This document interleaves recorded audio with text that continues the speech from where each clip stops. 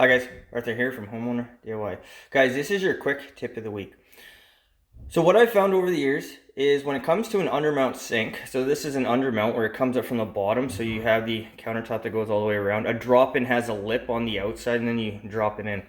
But the easiest way I found to mount an undermount sink for a DIYer is to take an automotive jack just like this and then raise the jack up to have the sink pushed up against the countertop. Now give this, I'd say a night to dry, or something like 5 or 6 hours should be fine as well. But once the sink has been siliconed into place and it's been left for a night or 5 or 6 hours, whatever you want to do, all you need to do is lower the jack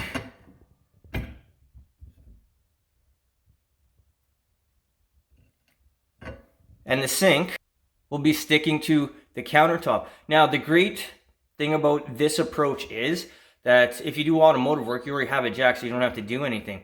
What we do in construction is we'd take a 2x4 like that, we'd span it across, we'd have a piece of ready rod with another 2x4 going through the hole, and then we would tighten the nut, sucking the very bottom of the sink up to the countertop.